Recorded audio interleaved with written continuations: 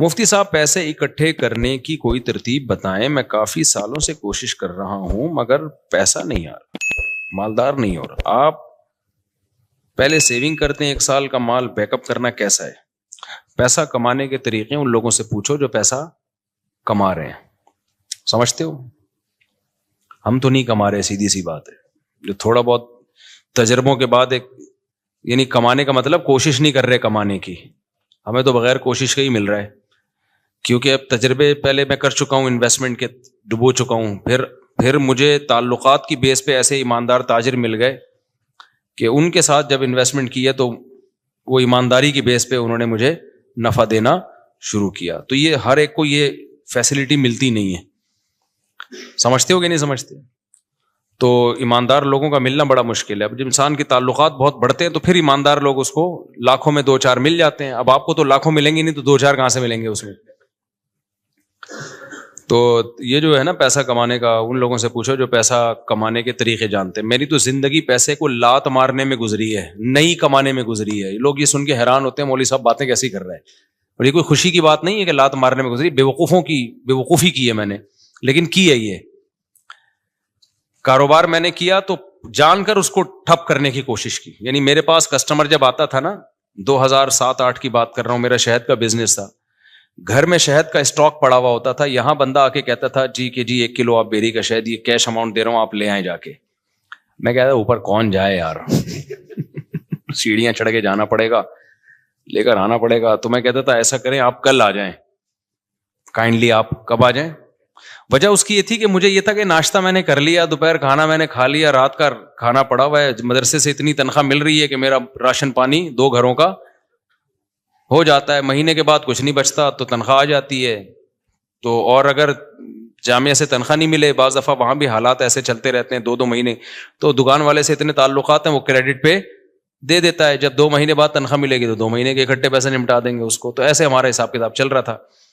تو مجھے یہ تھا کہ یار مجھے میری خواہش کیا ہے، گھر پراپرٹی تو میری خواہش نہیں ہے، ایک گھر مسجد نے دیا ہوا ہے، ایک جامعہ تو رشید مجھے اس کا رینٹ دیتا ہے، میں جامعہ میں ٹیچر ہوں، تو گھر کا رینٹ، وہ 2 بیویاں تھیں میری اس وقت، تو ایک کا رینٹ جامعہ دے رہا ہے، گیس بجلی کا بل، اور ایک گھر مجھے مسجد میں امامت ہے، تنخواہ تھوڑی ہے لیکن مجھے یہ سہولت ہے، انہوں نے گھر دیا ہوا ہے، اور مجھے کیا ضرورت ہے پیسہ، میری جو اپنی کھوپڑی تھی وہ یہ تھی۔ تو گھر میں آٹا، دال، گوشت، انڈا جو ضرورت ہوتی ہے، ہر روزانہ گوشت نہیں بنتا تھا، ہفتے میں 1 آدھ دفعہ گوشت بن جاتا ہے، بہت ہوتا ہے ہفتے میں، وہ کیٹو ٹوپی ڈرامہ چھوڑ دو، کیٹو ڈائٹ یہ غریبوں کے کام نہیں ہے۔ غریب آدمی سب کچھ کھا کے بھی ٹھیک رہتا ہے، اور امیر آدمی روزانہ انٹرنیٹ پہ سرچ کر رہا ہوتا ہے کیا کھانا ہے، پھر بھی مر جاتا ہے بہت جلدی۔ تو ظاہر ہے ہم اپنی کیٹو بھی کھائیں گے تو اپنی حیثیت کے حساب سے کھائیں گے نا۔ تو ہفتے میں 1 دن ہمارے گوشت بنتا تھا، اور 1 دن کڑھی بنتی تھی، دال چاول 1 دن، وہ ہمارا اس سیٹ اپ چل رہا تھا۔ صبح مجھے پراٹھے، میں نہیں چھوڑ سکتا تو انڈے پراٹھے مجھے ہو جاتے تھے۔ تو میں سوچتا تھا یار میرا تو گزارا ہو رہا ہے، بچوں کی اسکول کی ہم نے ٹینشن لی نہیں، ہم نے کہا پیسے ہوں گے تو اسکول پڑھا دیں گے، نہیں تو بھائی ہوم اسکولنگ، گھر میں رہو بس پڑھو، جتنا اماں کو آتا ہے وہ پڑھا دے گی، جتنا ہمیں آتا ہے ہم پڑھا دیں گے۔ تو اب اس کے بعد مجھے جو میں دل کی، میرے جو دوست احباب ہیں نا، ان سے آپ یہ پوچھ سکتے ہیں، آپ سمجھیں گے صاحب شو مار رہے ہیں، شو نہیں مار رہا، میں اپنی برائی کر رہا ہوں، یہ برائی سے کر رہا ہوں، یہ ٹھیک نہیں ہے، آپ ایسا نہ کریں، ہمارا اپنا مزاج ہمیشہ سے ایسا ہی رہا ہے۔ تو اب یہ کہ یار کیونکہ اب پڑ ہی نہیں رہی سر پہ نا، کوئی ضرورت ہی نہیں آ رہی، جب پڑتی ہے تو پھر آدمی کمانے کے سوچتا ہے، پڑ ہی نہیں رہی سر کے اوپر۔ میری ضرورت تھی پراٹھا، مجھے یاد ہے جب میں نے دوسری شادی کا ارادہ کیا، اچھا پراٹھا بھی گھر کا نہیں، مجھے ہوٹل ہی کا پراٹھا چاہیے، گھر کا نہیں، گھر میں وہ مزہ نہیں آتا پراٹھے میں، جتنا بھی اچھا بنا ہو۔ کبھی میرے ساتھ بیٹھ کے پراٹھا کھاؤ تو تمہیں پتا ہے، ایک دن لاہور سے ایک بندے آئے، انہوں نے کہا یہ پراٹھے بیان میں بہت کرتے ہو، میں اس کو لے گیا ہوٹل میں، میں نے ناشتہ کرا، کہہ رہا یار واقعی ایسا پراٹھا آج تک میں نے نہیں کھایا۔ تو وہ بڑے پیٹ کے لیے بہت نقصان دہ ہوتے ہیں، لیکن یہ ذہن میں رکھیے گا، وہ سفید آٹے کے پراٹھے ہوتے ہیں، مزہ بہت ہے یار ٹھیک ہے۔ تو اب کیا تھا کہ میں نے کہا میری بنیادی ضرورت، بنیادی بھی نہیں ہے، عیاشی ہے پراٹھا، بنیادی ضرورت تو ناشتہ ہے ہی نہیں، 2 ٹائم کی روٹی ہے، ناشتہ تو آپ کی گریوی ہے۔ تو میں یہ سوچتا تھا کہ یار میرے پاس تو گھر بنانے کے پیسے نہیں ہیں، اللہ نے 2 گھر مجھے فری پھوکٹ کے دیے ہوئے ہیں، ایک کا کرایہ وہ ادارہ دے رہا ہے جہاں میں ٹیچر ہوں، اور ایک مجھے مسجد میں امامت کی وجہ سے امام ہونے کی حیثیت سے ملا ہوا ہے. ابے میں تو کروڑ ارب پتی آدمی ہوں, لوگوں کے پاس ایک ایک گھر نہیں ہے, میرے پاس 2 گھر. اللہ کی قسم دل میں یہ کیفیت, یہ اوپر اوپر سے نہیں کہہ رہا. اور لوگ روتے ہوئے آ رہے ہوتے تھے میں ذاتی گھر نہیں بنا سکا اور میرے پاس یہ نہیں ہے. میں کہتا اس کو دیکھو پاگل آدمی. مجھے اس پہ ترس اس پہ نہیں آتا تھا ذاتی گھر نہیں ہے, مجھے اس پہ آتا تھا یہ بیوی بیچارے کی یہ کی ہے, میں عیاشی کر رہا ہوں, میری بیویاں کتنی ہیں, 2 ہیں. تو رینٹ کے گھر تھے ہمارے, رشتے بھی ہم بیچتے تھے. تو کہ بھائی تیسری شادی کے لیے جب پیغام بھیجا کہاں رکھو گے بھائی, وہ دوسری کو آمادہ کر لیا کہ تیسری کو اپنے ساتھ رکھ لے. انہوں نے کہا بھائی آج کل کوئی نہیں رہتا. اس بیس پہ میری بہت دنوں تک شادی نہیں ہوئی. پھر ایک دفعہ ہو بھی گئی تھی, ایک دفعہ ہوئی تھی تو تبھی ہوئی نا, پھر 3 وہ اسی ایام میں ہوئی ہے, انہی غربت کے ایام میں.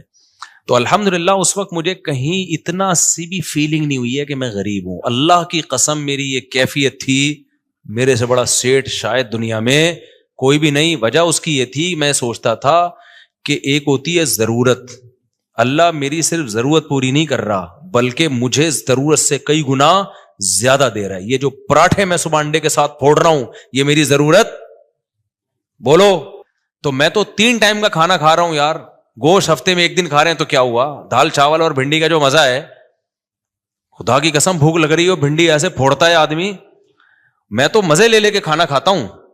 بھوک لگ رہی ہو, ابھی مجھے لگ رہی ہے بھوک, باقی مجھے سخت بھوک لگ, میں نے دوپہر کھانا نہیں کھایا اس لیے بھوک لگ رہی ہے, صبح کا ناشتہ کیا ہوا ہے. تو اب میں نے سب گھروں میں فون گھمایا کیا پکا ہوا ہے. یہ سہولت ہے تم غریبوں.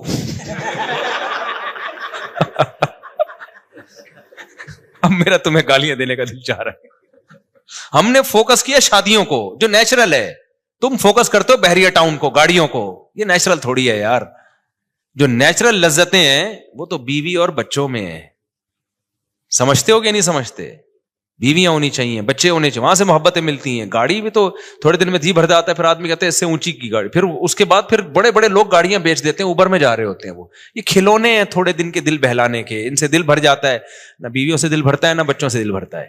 یہ تو نیچرل ہے نا, پراٹھے سے دل بھرتا ہے. کبھی روٹی سے دل بھرا کسی کا؟ 1 دن کھائی 2 دن کھائی, اب میں نہیں روٹی کھا رہا, اب پھر بھوک لگے گی پھر روٹی کھانے کا دل. یہ نیچرل ہے. تو ہم شروع سے کوشش کرتے ہیں نیچر پہ رہیں بھائی, نیچر پہ رہیں. تو یہ تو بچکانا باتیں, گاڑی بنگلہ بحریہ ٹاؤن, پیسہ بہت دے دیا تو بنا لو, نہیں ہے تو یہ کوئی تھوڑی فضول چیزیں ہیں یار. دیواروں اینٹوں سے, میں نے تو اپنی زندگی میں ایسے ایسے لوگوں کو دیکھا اربوں روپے لگا کے انہوں نے شیش محل بنایا, اتنا بہترین گھر, خدا کی قسم رہنا نصیب نہیں ہوا. جس دن گھر تیار ہوا ہارٹ اٹیک ہوا مر گئے. کاش وہ اربوں روپے لگا کے اپنی صحت کا خیال کر لیتے یا کچھ اور کر لیتے. تو وہ بچے بھی پھر وہ فری پھوکٹ کے پیسہ نا بیچ باچ کے کھا رہے ہوتے ہیں, عیاشیوں میں اڑا رہے ہوتے ہیں. تو اس لیے ابھی جو ہے وہ میں نے گھروں میں فون گھمایا تو شلجم اور جو ہے گوشت کا شوربہ کہیں نہیں پکا ہوا تھا. تو گارڈوں سے میں نے پوچھا تم لوگوں نے کیا پکایا, انہوں نے کہا شلجم گوشت. میں نے کہا ہم آپ کے ساتھ کھانا کھائیں گے آج. شلجم گوشت شوربے والا تازہ, سب مزہ آتا ہے یار. بڑے گوشت میں نا شلجم ڈال دو, سبزی ڈال کے پکاؤ, بڑا مزہ. تو اتنی خدا کی قسم یہ لذیذ نعمتیں اللہ, بھوک لگ رہی ہو, اچار ہو, دال چاول ہو, کڑی پتے والی, آپ کو لگ نہیں رہی نا, اس لیے آپ کو مزہ نہیں آ رہا. ابھی سموسے کھا کے بیٹھے ہوگے آپ چائے کے ساتھ. جس کو بھوک لگ رہی ہو نا اس کو یہ میری باتوں کو وہ انجوائے کرے گا. مجھے چونکہ لگ رہی ہے, باتوں میں مزہ آتا ہے. یہ نیچرل لذتیں ہیں جن کو یہ مل رہی ہیں, بس وہ عیاشیوں میں ہے بھائی. کیا کرنا ہے ایسی دولت کا, نہ کچھ کھا سکتا ہے نہ. اکثر مالدار ہم نے دیکھے ہیں, ایک آدھ بچہ ان کا, وہی بچہ خراب نکلا, وہی ٹینشن دے رہا ہے, زندگی عذاب بن گئی ان کی. شروع میں پیسے سے برگر اتنے کھا لیے کہ اب کچھ کھانے کے قابل نہیں بچے, اتنا وزن بڑھ گیا ان کا, کھا ہی نہیں سکتے. پراٹھے کا نام سن کے بے ہوش ہو جاتے ہیں وہ. تو سب سے بڑی نعمت صحت ہے, بیوی بچے ہیں, اور سر چھپانے کے لیے جگہ مل جائے, بے شک وہ کرائے ہی کی کیوں نہ ہو. تو میں کہتا یار لوگوں کے پاس ایک جگہ, میرے پاس کتنی ہے, حالانکہ میرا ان میں سے ایک بھی نہیں. مسجد والے جب امامت سے نکالے تو گھر بھی گیا, کیا خیال ہے. تو اور ایک کا کرایہ جامع رشید دے رہا تھا, وہ بھی کرایہ دے رہا تھا, تو انہوں نے کہا لے لو, اور وہ بھی ایک مخصوص کرایہ تھا. تو مجھے لگا کہ یار میرے لیے اتنا بہت ہے. 2 کمروں کا گھر لیا ہوا تھا میں نے. ایک دفعہ ایک صاحب آئے ہمارے گھر, دیکھے 2 کمروں کا گھر ہے, انہوں نے کہا یار مفتی صاحب ممبر پہ باتیں اتنی بڑی بڑی, یہ گھر ہے ٹوٹل. میں نے کہا جتنی بڑی باتیں اس سے بڑا اللہ نے گھر دیا ہے ہمیں الحمدللہ. 2 کمرے, میری ضرورت اس سے پوری ہو رہی ہے. اس وقت میرے 16 بچے تھوڑی تھے, 2 بچے تھے, تو 2 کمرے بہت ہیں, بہت ہیں 2 کمرے, رہ لیتے ہیں. ایک واش روم ہے, کچن ہے, تھوڑے بہت. بس ایک چیز کی مجھے ٹینشن تھی, دھوپ نہیں ہے اس میں, ہوا بھی تھی, دھوپ نہیں ہے, تو وہ ایک ٹینشن تھی. تو میں کہتا تھا یار اللہ نے ساری عیاشیاں دی ہوئی ہیں, تو ایک تھوڑی سی اگر ٹینشن دے دی تو کیا ہے, دھوپ کا انتظام نہیں ہے, کیونکہ سن لائٹ میرے لیے, میں نہیں بغیر دھوپ کے بغیر گزارا ہوتا. تو پھر وہ یہ بڑی ایک ٹینشن ہوتی ہے انسان کو. خیر, تو میں جب دوسری کی سوچ رہا تھا نا, تو میں ناشتے نہیں مجھ سے چھوٹ رہے تھے ہوٹل کے جو خاص قسم کا پراٹھا. تو مجھے یاد ہے میں نے اپنے دوست کے ساتھ پلاننگ کی, یار میں اب دوسری شادی کر رہا ہوں, میرا خرچہ بڑھے گا, مجھے یہ ہوٹل کا پراٹھا چھوڑنا پڑے گا. آپ اندازہ لگا رہے ہو غربت کا. لیکن میں غریب نہ اس وقت سمجھتا تھا نہ اب, اور حقیقت ہے ہم کہاں خسے غریب ہیں بھائی. تو میں نے کہا یار یہ مجھے قربانی دینی پڑے گی, کیونکہ اب میرے خرچے ڈبل ہو جائیں گے. تو مجھے اب یہاں سے کیا کرنا ہے, یہ عیاشی جو ہے نا, عیاشی پٹھان ہوٹل کے جا کے پراٹھے پھوڑ, یہ عیاشی مجھے چھوڑنی پڑے گی. لیکن اللہ کی قدرت ایسی ہوئی کہ وہ بھی نہیں چھوڑنی پڑی. آپ جیسے جیسے شادی کرتے ہیں, بچے ہوتے ہیں, آپ کی سورس آف انکم بڑھتی چلی جاتی ہے, کم نہیں ہوتی ہے, تو کم ہوتی نہیں ہے کسی قیمت. اب میری سورس آف انکم پھر کہاں سے, کیا آسمان سے پیسے برسنا شروع ہوئے. میرے ساتھ ایسے ایسے معاملات ہوئے ہیں کہ میں تو بتا رہا ہوں نا, کاروبار شروع کیا تو یہ بزنس ہو رہا تھا میرا, میں بیٹھا ہوا ہوں جی شہد چاہیے, ابے اوپر کون جائے گا شہد لینے, کیوں, میری ضرورتیں پوری ہو رہی ہیں, مجھے لگ رہا ہے یہ بزنس کیا ہے, غریبی ہے.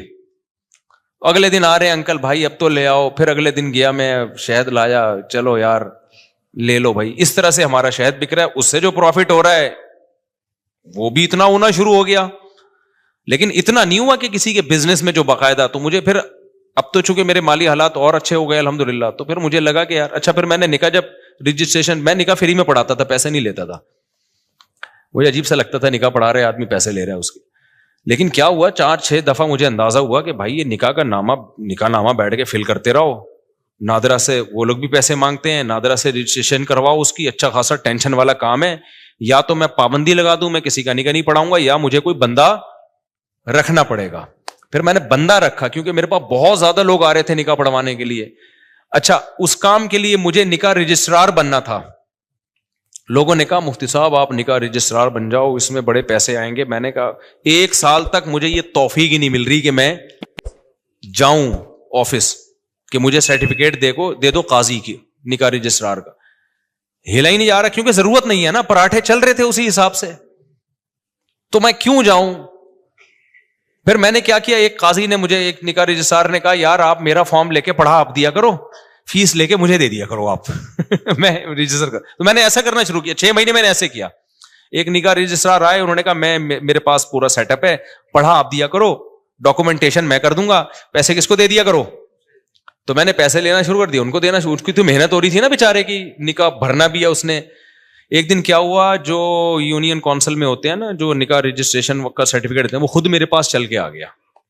اس نے کہا مفتی صاحب آپ کے نام سے, آپ کے سائن سے اتنے نکاح ہو رہے ہیں, تو آپ خود نکاح رجسٹرار کیوں نہیں بن جاتے.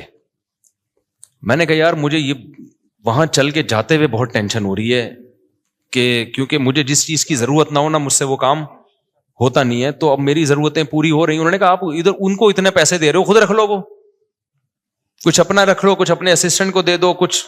تو میں نے پھر یہ کیا کہ میں نے کہا بھائی میرے پاس ٹائم نہیں ہے. وہ خود گھر پہ آ کے سارا کام کیا, سرٹیفکیٹ پکڑا کے چلا گیا نکاح رجسٹرار کا.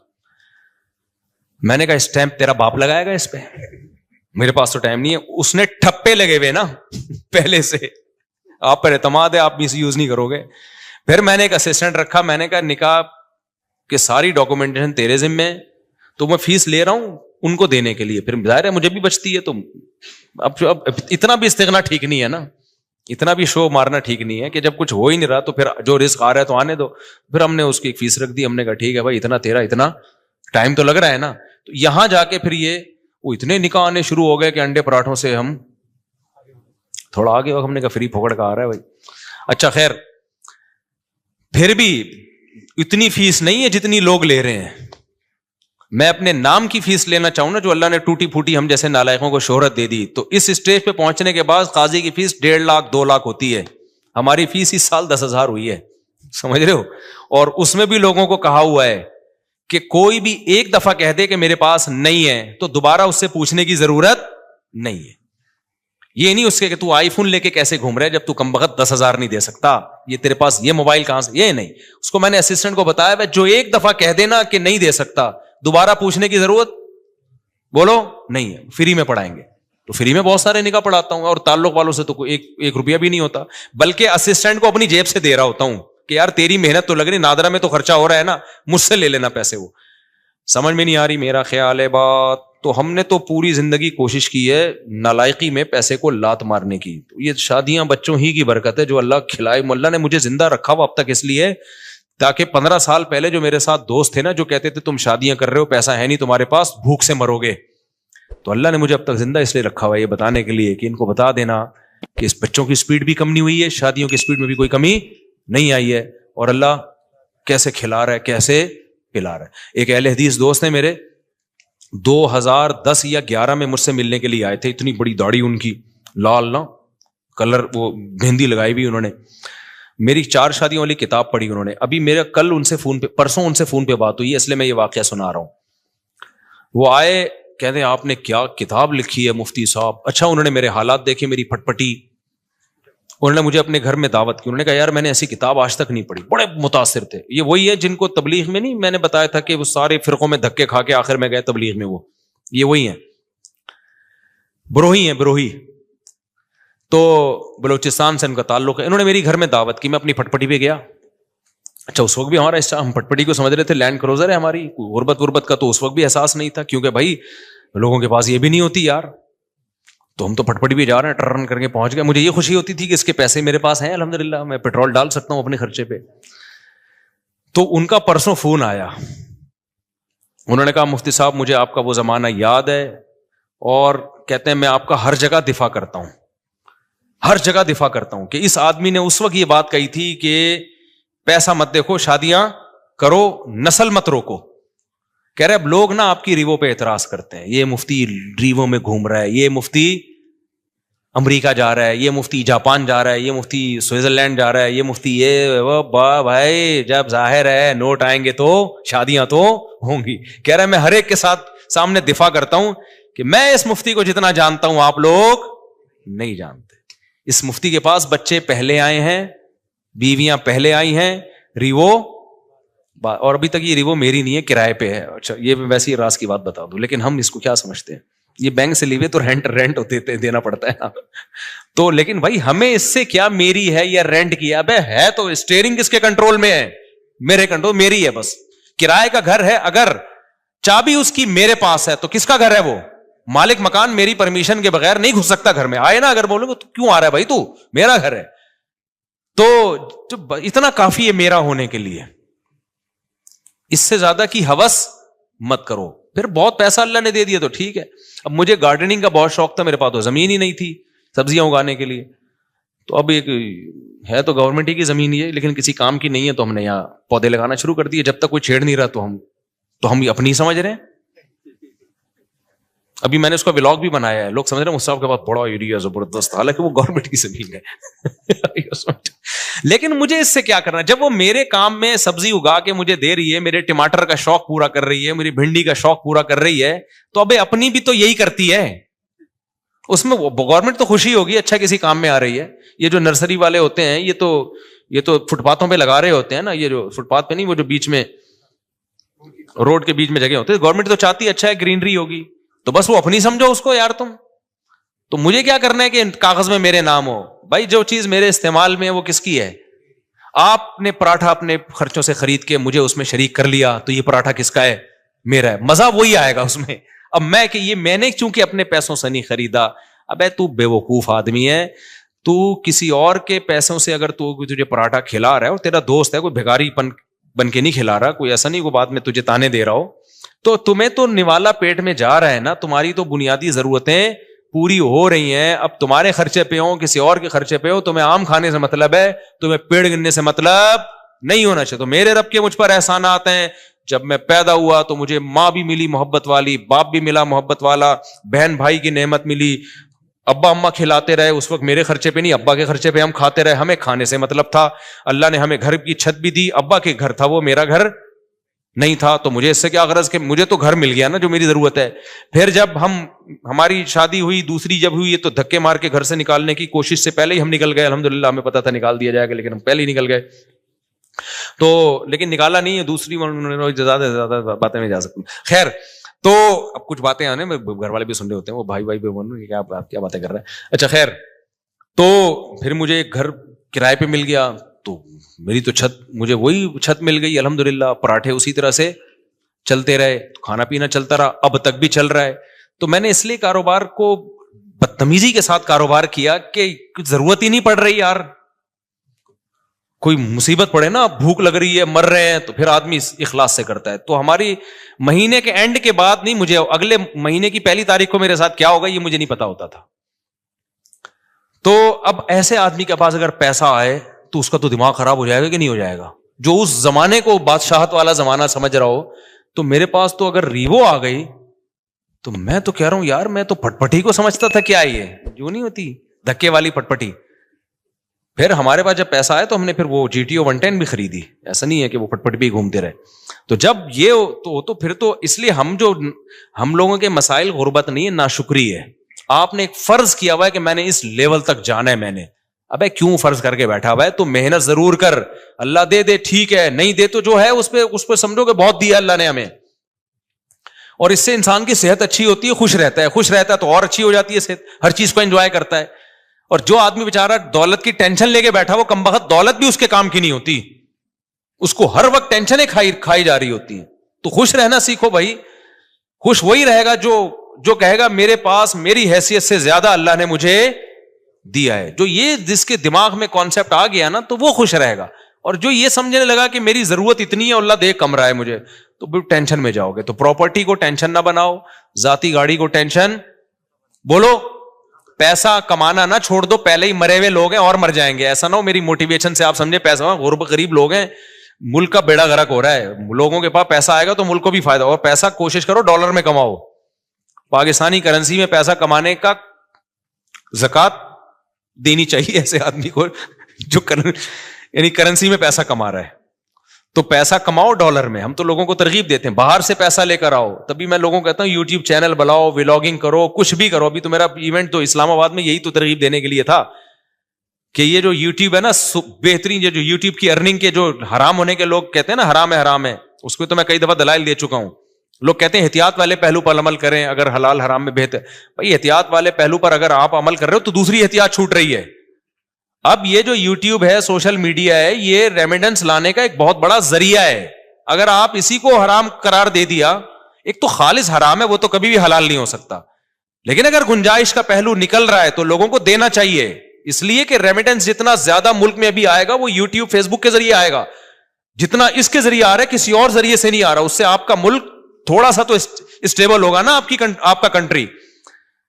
اس پہ لوگ ہمیں کہتے ہیں اصل میں اپنے چینل ہے نا, اس لیے یوٹیوب کی ارننگ حلال ہے. جب ہمارا چینل نہیں تھا تب ہم نے یوٹیوب کی ارننگ کو حلال ہونے کا فتویٰ دیا تھا 2014 میں. اس وقت تو ہمیں پتہ ہی نہیں تھا یوٹیوب چینل ہوتا کیا ہے. پتا تو اب بھی نہیں ہے کیونکہ ابھی بھی ہمارا چینل کسی اور نے بنایا ہے, لیکن اس وقت تو پتہ ہی نہیں تھا کہ اس میں کوئی سورس آف انکم بھی ہے, کچھ بھی نہیں پتا تھا اس بارے میں.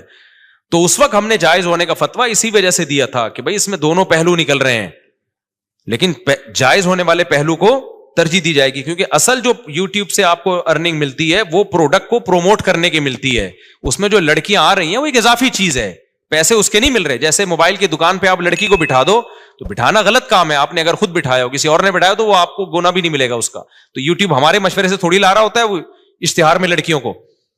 تو آپ نے اگر موبائل کی دکان پہ لڑکی بٹھا دی ہے تو لڑکی بٹھانا غلط عمل ہے, لیکن اس سے آپ کی ارننگ تھوڑی حرام ہو جائے گی, کیونکہ لڑکی دیکھنے کے پیسے تھوڑی لوگ دے رہے ہیں, ہے نا. آپ کو نہیں آ رہی سمجھ میں میرا خیال ہے. ابے دیکھو آج کل لوگ کیا بڑی غیر اخلاقی حرکت کر رہے ہیں کہ ان کی دکان چل نہیں رہی ہوتی تو کسی حسینہ کو لا کے بٹھا دیتے ہیں موبائل شاپ پہ. آپ کو پتا ہے قوم ٹھرکی ہے, شادیاں وادیاں تو کرتی نہیں ہے, تو کہیں سے بھی ان کو اسمیل آ جائے نا کسی لڑکی کی تو وہاں پہنچ جاتے ہیں. وہاں بیٹھو داڑھی مونچھوں والا عجیب سا بغلیں کے بال بڑے ہوئے, اس کے وہ بیٹھا ہوا ہے وہاں پہ, اور ایک میں کوئی حسینہ بیٹھی ہوئی ہے موبائل بیچ رہی ہے. تو کراؤڈ کدھر, ٹھرکیوں کا کراؤڈ کدھر جاتا ہے؟ کہتے ہیں چلو موبائل ملا نہ ملا, اس بہانے کسی انٹی سے بات کا موقع مل جائے گا, تو وہاں چلے جاتے ہیں, موبائل بھی اس بہانے بک جاتا ہے. تو یہ غیر اخلاقی حرکت ہے نا. لیکن کوئی مفتی یہ نہیں کہے گا کہ وہ جو موبائل فروخت ہوا ہے اس کی ارننگ حرام ہو گئی ہے. اس لیے کہ ارننگ اس لڑکی سے بات چیت یا بدنظری کی نہیں ہے, اس کو جو پیسے مل رہے ہیں وہ اس موبائل کے عوض میں پیسے مل رہے ہیں. تو یہ عمل غلط ہے کہ آپ لوگوں کو غلط طریقے سے کھینچ کے لا رہے ہو, لیکن اس سے ارننگ حرام نہیں ہوگی. اور یہ بھی عمل جب غلط ہے جب آپ نے کیا ہو. تو یوٹیوب پہ جو مونیٹائزیشن کے بعد آپ کو پیسے ملتے ہیں وہ کمپنیوں کی پروڈکٹ کو پروموٹ کرنے کے پیسے ملتے ہیں. وہ پروموٹ کرنے کے لیے لڑکیوں کو بھی بیچ میں گھسیڑ دیتے ہیں وہ. تو یہ غلط کر رہے ہیں, لیکن یہ آپ غلط نہیں کر رہے. یہ کون غلط کر رہا ہے؟ یہ گوگل غلط کر رہا ہے. تو گوگل ہمارے پاس ہوتا تو ہم نہیں کرنے دیتے اس کو. تو یہ آپ کے اختیار میں تھوڑی ہے. اس کی مثال ہے, آپ نے کرائے پہ کسی کو دکان دے دی موبائل بیچنے کے لیے. آپ نے کہا بھائی مجھے اتنا رینٹ چاہیے, اس نے لڑکی لے جا کے بٹھا دی. لوگ کہیں گے آپ کی دکان میں لڑکیاں بیٹھی ہوئی, آپ کہیں گے بھائی یہ میرے اختیار میں نہیں ہے, یہ میں نے کسی کو رینٹ پہ دی بھی ہے, اور میں نے شراب کی دکان نہیں کھولی, اس پہ شراب بیچنے کی اجازت نہیں ہے. اب وہ بیٹھا ہے, یہ اس کو سمجھاؤ, تبلیغ میں سیر روزہ لگواؤ اس کا, تاکہ وہ یہ کام نہ کرے. تو یہاں بھی ایسا ہی ہو رہا ہے. اس لیے مفتی کا کام ہوتا ہے, جو مفتیان کرام ہوتے ہیں, ہر پہلو سے فتویٰ دو. ہمارے پاس 2013-14 میں یہ یوٹیوب کی مونیٹائزیشن کے سوالات آئے تھے. اس وقت علماء کا پینل بیٹھا تھا پوری ڈیٹیل کے. اس وقت ہمارا کوئی چینل نہیں تھا, نہ ہمارا ارادہ تھا, اور 2-3 سال کے بعد بھی لوگوں نے بتایا کہ چینل آپ مونیٹائز کر لیں. میں نے کہا چھوڑو یار, ہمیں کیا پیسہ کمانا ہے یوٹیوب, وہی ہمارے تو پراٹھے پورے ہو رہے ہیں.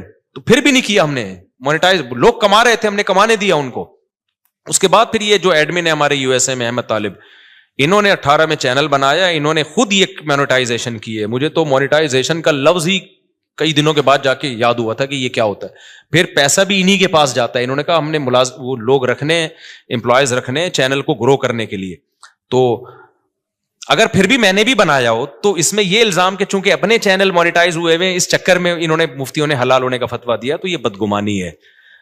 یعنی مولویوں کو کسی حال میں جو, اگر ہم حرام ہونے کا فتویٰ دیتے ہیں نا, تو پتہ ہے لوگ کیا کہتے ہیں, اب یہ ان کو تو کیا, ان کی تو چارج, ان کے تو نکاح پڑھا کے پیسے آ رہے ہیں نا, ان کے تو ہدیے نذرانے مل رہے ہیں, قوم جائے بھاڑ میں, ان کو بس حلال حرام کی. تو وہ لوگ یہ باتیں کرتے. حلال ہونے کا فتویٰ دیا, اصل میں اپنے چینل کھل گئے ہیں نا ان لوگوں کے, اس لیے یہ کر رہے ہیں. تو وہی ہے ملامتی فرقہ ہے مولوی تو کسی حال میں. اور کچھ مولوی ایسے ہوتے بھی ہیں, 2 نمبر بھی ہوتے ہیں, لیکن ہمارے ہاں جو فتویٰ دیا گیا ہے وہ اس کسی لالچ کی بیس پہ نہیں دیا گیا. اور میں اور مزید آپ کو ایک احتیاط, ہم نے فتویٰ دیا اس کی مونیٹائزیشن کے جواز کا, لیکن جب ہمارے ایڈمن احمد بھائی نے میرے چینل کو مونیٹائز کیا ہے نا, تو میں نے کہا اس میں دوسرے علماء سے بھی فتویٰ لوں گا, اپنے بارے میں اور احتیاط کروں گا. ہم نے دوسروں کو تو جواز کا فتویٰ دیا ہے, لیکن اپنے بارے میں اپنی فتوے پر عمل کروں نہ. تو جو ایکسپرٹ مفتیان کرام ہیں, جو مجھ سے بھی زیادہ ایکسپرٹ ہیں, آدھا 1-1 گھنٹہ میں نے بیٹھ کے ان سے پھر اس پہ ڈسکشن کی ہے کہ بھائی اور بھی جتنے پہلوؤں کے لحاظ سے اس پہ غور کیا جا سکتا ہے. تو یہ بات کہاں سے چلی تھی؟ تو یہ مجھ سے پوچھ رہے ہیں کہ پیسہ کمانے کا طریقہ. تو میرے پاس تو ایک ہی طریقہ ہے, شادیاں کرو, بچے اسپیڈ سے پیدا کرو, جب ضرورت بڑھے گی تو رزق کے دروازے بھی بڑھ جائیں گے. لیکن ایسا ہے نہیں, بچے بھی اسپیڈ سے پیدا کرو, رزق کمانے کی کوشش بھی کرو. آپشنل ہمارے ساتھ ایسا ہو گیا کہ ہم نے رزق کو لات ماری, پھر بھی رزق آ گیا. لیکن اللہ کا قانون یہ نہیں ہے. قانون اللہ کا یہ ہے کہ آپ کو شادی بھی کرنی ہے اور کمانے کی فکر بھی. میرے ساتھ شاید اس لیے بھی ہو گیا ہو کہ ہم تو دین کی خدمت کے لیے, میں نے وقف کیا اپنے آپ کو کہ یار ہم ساری زندگی دین کی خدمت کریں گے. تو شاید اللہ کی کوئی رحمت ہو گئی ہو کہ چلو یار ایک بندہ دین کی خدمت میں لگا ہوا ہے, اور عبرت کا نشان نہ بن جائے کہیں 4 شادیوں کے بعد سارا فلسفہ ہی دفن ہو جائے شاید. اور یہ بھی ڈھیل بھی ہو سکتی ہے اللہ کی طرف سے, استدراج بھی, کہ اللہ تعالیٰ میرے کسی عمل سے ناخوش ہوں, اللہ بچائے ایسی بات سے. لیکن بہرحال اللہ کہ ٹھیک ہے ابھی کھا لے بیٹا, تجھے پکڑوں گا میں, اللہ بچا کے. یہ بھی ڈر لگتا ہے ہمیں. تو یہ بہت سارے ہو سکتے ہیں, لیکن جو شریعت کا اصول, قاعدہ اور ضابطہ ہے کہ جیسے نماز پڑھنا فرض ہے, رزق حلال کمانا اور اس کی کوشش کرنا بھی اسی طریقے سے فرض ہے. تبھی میں ان دنوں میں بھی تعریف کے طور پر یہ باتیں نہیں کرتا تھا. میں کہتا یار یہ میں نالائق ہوں, مجھے کرنا چاہیے. جب میرے بچوں کی اسپیڈ اسی اسپیڈ سے پیدا ہو رہے ہیں تو مجھے ان کے فیوچر کی فکر کرنی چاہیے, کچھ کاروبار کرنا چاہیے, کچھ جو ہے نا کمانے کی فکر کرنی چاہیے. تو یہ فکر کرنا فرض ہے. ایسے توکل جائز نہیں ہے کہ ہاتھ پہ ہاتھ رکھ کے بیٹھے رہو کہ چونکہ پراٹھے کا خرچہ پورا ہو رہا ہے تو کل جب غربت آئی نا تو پھر بہت بڑی مصیبت کھڑی ہو جاتی ہے. 4 بیویاں مل کے تمہیں چترول لگائیں گی پھر صحیح بات کہ دکان پکڑو